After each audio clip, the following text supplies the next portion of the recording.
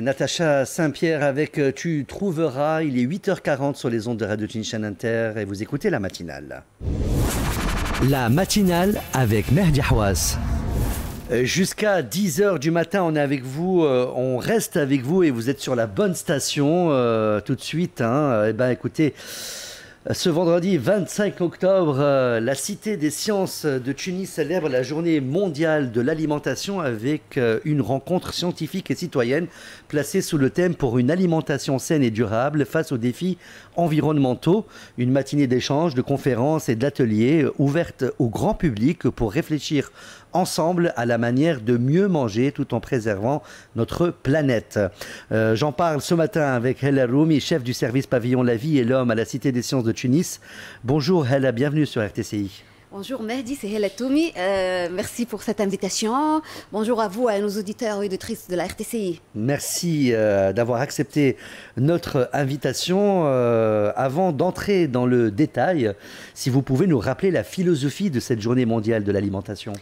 Cette journée mondiale de l'alimentation, elle est célébrée chaque année, le 16 octobre, depuis 1979.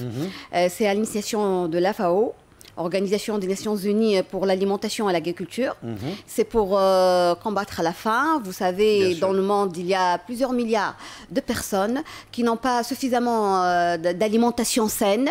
Donc, cette journée-là, elle est là pour nous rappeler, pour sensibiliser et pour combattre cette situation mondiale. Donc, maintenant, plus que 150 pays célèbrent cette journée. Parmi la Tunisie, bien sûr, la Cité des sciences, elle ne rate pas l'occasion de ces journées-là pour rencontrer, pour organiser des journées scientifiques.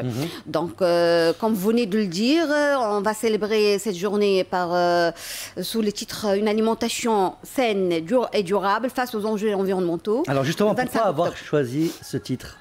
C'est important pour avoir choisi ces titres.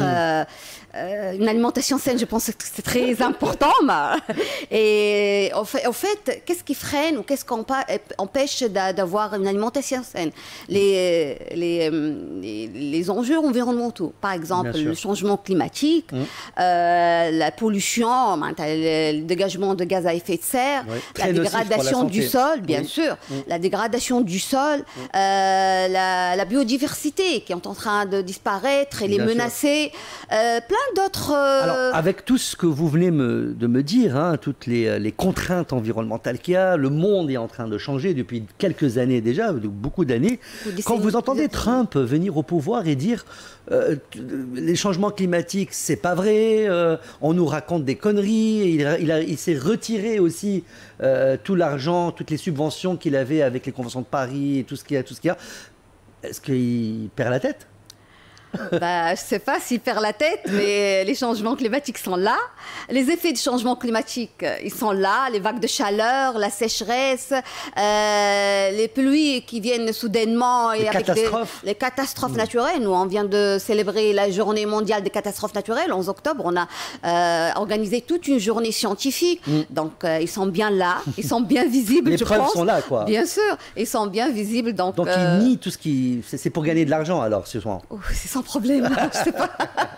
Alors, qu'est-ce qui a motivé la Cité des sciences à organiser cette rencontre scientifique autour de ce thème ? Vous savez, la Cité des sciences, sa mission, c'est de diffuser la culture scientifique.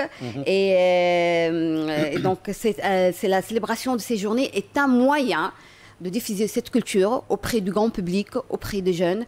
Nous, cette journée, elle soit riche en conférences, en ateliers interactifs. Où on a une approche multidisciplinaire dans cette journée. Alors justement, on va en parler. Je vous coupe, mais parce que j'ai plusieurs questions.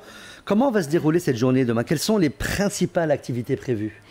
Des conférences, comme je viens de le dire, avec des gens spécialistes, bien sûr. Ces conférences-là, elles sont suivies par des débats, qui est très important. Aussi, il y a des ateliers interactifs. C'est ça. Donc, on va retrouver qui comme expert, comme intervenant? Bon, on va trouver Dr Shiraz El-Bezi de l'Institut national de nutrition et technologie alimentaire Zahir Khalel. On va trouver aussi Moualzi Mahes, une formatrice en agroécologie et permaculture. Elle est fondatrice de Zaria. On va trouver aussi, on va parler parce que l'éducation des jeunes pour une alimentation saine. Donc, on a Madame Nejia Dridi qui est inspectrice générale du ministère de l'Éducation et chercheuse en éducation alimentaire. Donc, et plein d'autres conférenciers qui vont être avec nous. Alors, vous avez aussi, vous avez prévu à la fois des conférences, comme vous venez de le dire, mais aussi des ateliers, un atelier interactif. En quoi consiste cet atelier et à qui s'adresse-t-il? Donc, c'est un atelier intitulé L'assiette durable, clé pour une alimentation saine de la diète méditerranéenne à la lutte contre le gaspillage. Donc, comme vous venez de le constater, on va parler de la diète méditerranéenne. Vous savez, le régime alimentaire méditerranéen est le meilleur régime, que ce soit pour éviter le gaspillage, que ce soit parce que quand on dit, tout à l'heure on a parlé des facteurs environnementaux qui empêchent ou freinent cette alimentation saine, on a dit la pollution. Donc quand on dit régime méditerranéen, ça encourage aussi la production locale. Parce que quand on dit, si on parle d'alimentation, sa production, son emballage, son transport et tout ça, ça participe dans le dégagement des gaz à effet de serre. Donc, on encourage aussi l'alimentation locale. Donc, comme vous venez de le constater, cet atelier-là, il est dédié à tout le monde, au grand public. Grand public. Toute la journée, c'est pour le grand public. C'est pour les jeunes, pardon. C'est pour les jeunes, c'est pour les acteurs du domaine de l'alimentation, du domaine alimentaire. Donc, alors, on va... Excusez-moi, on va parler des enjeux et d'un peu de sensibilisation aussi. Aujourd'hui, on parle beaucoup de durabilité, mais concrètement, qu'est-ce qu'une alimentation durable? Une alimentation durable, c'est une alimentation qui respecte l'environnement. C'est une alimentation qui protège notre santé, qui préserve l'environnement et qui soutient les producteurs locaux. Donc, on doit se nourrir tout en respectant notre planète. Pour laisser à la génération future de quoi se nourrir, c'est ça. Espérons. Espérons bien. Quels sont selon vous les principaux défis alimentaires et environnementaux auxquels la Tunisie doit faire face? Comme je viens de le dire tout à l'heure, le changement climatique, les gaz à effet de serre, tout ça, ce sont des enjeux environnementaux. La dégradation du sol, la menace... Par la population aussi. Bien sûr, la menace de la biodiversité. Quand les abeilles sont menacées, donc il n'y a pas de pollinisation, il n'y a pas des arbres fruitiers. C'est toute une chaîne. Tout est lié l'un à l'autre et l'homme se trouve au sommet de cette chaîne. Et malheureusement, c'est les actes de l'homme qui ont menacé toute cette chaîne. Et donc maintenant, il est en train d'essayer de réparer ce qu'il a endommagé. Donc c'est un peu ça. Quand on parle aussi de pollution des terres, pollution du sol, bien sûr, de la mer, tout ça. Ce qui se passe à Gabès, c'est de la pollution aussi. Bien sûr, c'est de la pollution pure et dure. Bien sûr, la biodiversité est menacée. Donc, je pense qu'il n'y a plus de biodiversité. La santé, elle est menacée. Il n'y a plus de biodiversité dans la mer de Gabès. La santé, surtout la santé humaine, elle est menacée. Et quand on dit pollution de la biodiversité marine, pollution du sol, s'il y a une pollution du sol, donc l'agriculture, elle est menacée. Nos produits, ils sont pollués. Donc c'est tout ça, donc les pesticides. C'est pour ça, dans cette journée, on va parler d'une agriculture plus écologique, d'une agriculture plus bio, si on veut. La diète méditerranéenne, comme vous l'avez dit, elle est souvent citée comme un modèle d'équilibre et de durabilité. Comment la valorisez-vous dans cet événement, la diète méditerranéenne? Avec l'atelier, on va le faire. Elle sera bien valorisée. C'est un atelier interactif, donc avec des personnes spécialisées de l'Institut national de nutrition, comme je viens de le citer. C'est un de nos partenaires. Donc elle sera bien valorisée. Dans la majeure, dans la plus grande partie de nos programmes de ces journées d'alimentation, on a toujours des ateliers sur la diète alimentaire méditerranéenne. Même dans la journée mondiale de maladie de l'Alzheimer, on a parlé parce que c'est important aussi. Donc l'alimentation, elle est à la base de tout. Bien sûr, bien sûr. La santé, c'est l'alimentation. Tout à fait. Et le sport. Bien sûr, et le sport, le mode de vie en général, le mode de vie. Donc, alors, on va parler aussi de recherche, innovation et éducation, c'est important. Bien Vous sûr. insistez sur la valorisation de la recherche et de l'innovation tunisienne. Quels projets ou initiatives locales seront mis en avant? Eh ben, il y a bien plusieurs projets. Si nos éditeurs ils consultent notre programme, donc ils vont trouver de nouvelles technologies au service. On va parler aussi de nouvelles technologies au service de l'agriculture durable. Donc il y a aussi Smart Agri, transformation des plantes et des pesticides botaniques, expérimentation et défis. Il y a aussi, on va parler aussi de projets au Lynx comme levier de durabilité environnementale, donc construire des systèmes alimentaires durables en Tunisie. En fait, dans cette journée, on essaye de mettre de la lumière sur les moyens de construire des systèmes alimentaires durables, respectueux de la santé humaine et de l'environnement. Donc, les conférences, ils vont aborder des sujets essentiels tels que les systèmes alimentaires durables en Tunisie, tels que l'étiquetage des aliments. Moi, je trouve que c'est très important. Ce sujet, quand on achète des animaux, on a le droit de savoir. Bien sûr, il faut avoir la conscience de lire les petits paragraphes. Avec des loupes. Ça, avec des loupes. Et il faut le comprendre aussi. Les œufs, c'est quoi, à quoi. Donc, Oméga 3, tout ça. Bien sûr, tout ça, il sera présent dans notre... Il faut décrypter tout ça. C'est ça. On va parler de agroécologie, de l'éducation alimentaire des jeunes, qui est très important.